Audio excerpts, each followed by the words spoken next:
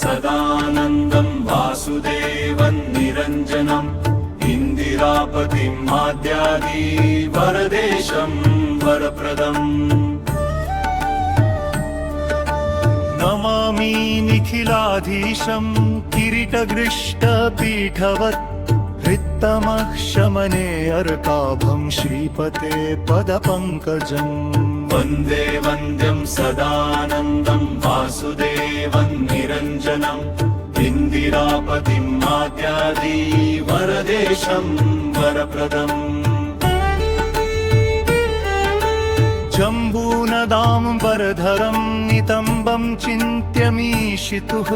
स्वर्णमञ्जिरसंवितम् आरूढं जगदम्बया वन्दे वन्द्यं सदानन्दं वासुदेवं निरञ्जनम् इन्दिरापतिं आद्यादि वरदेशं वरप्रदम्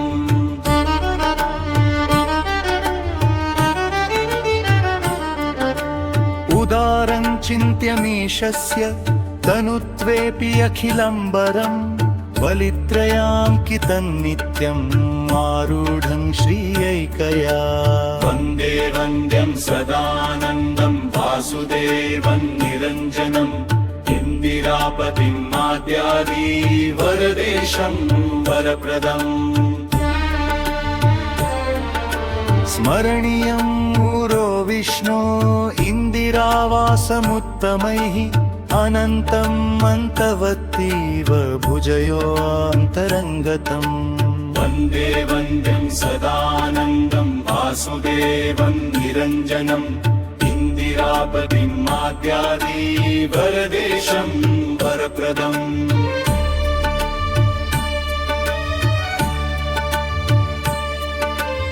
शङ्खचक्रगदा पद्मधरं चिन्त्य हरिर्भुजं पीनविर्तजगद्रक्षा केवलोद्योगिनन्निशम् वन्दे वन्द्यं सदानन्दं वासुदेवं निरञ्जनम् इन्दिरापतिं आद्यादि वरदेशं वरप्रदम्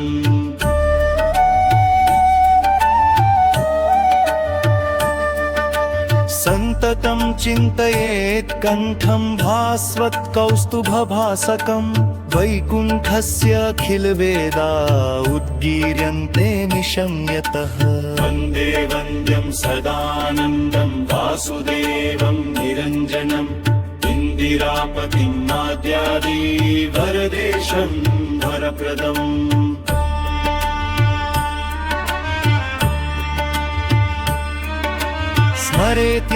स्मरेत्यामिनीनाथं सहस्रमितकान्तिमत् भवतापभध्यानं श्रीपते मुखपङ्कजम् वन्दे वन्द्यं सदानन्दं वासुदेवं निरञ्जनम् इन्दिरापतिं आद्यादि वरदेशं वरप्रदम्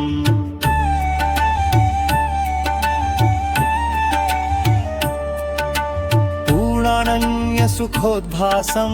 मन्दस्मितमधीशितु गोविन्ददस्य सदा चिन्त्यं नित्यानन्दपदप्रदम् स्मरामि भवसन्तापहनियमृतसागरम् पूर्णानन्दस्य रामस्य सानुरागावलोकनम् वन्दे वन्द्यं सदानन्दं वासुदेवं निरञ्जनम् इन्दिरापतिं आद्यादि वरदेशं वरप्रदम्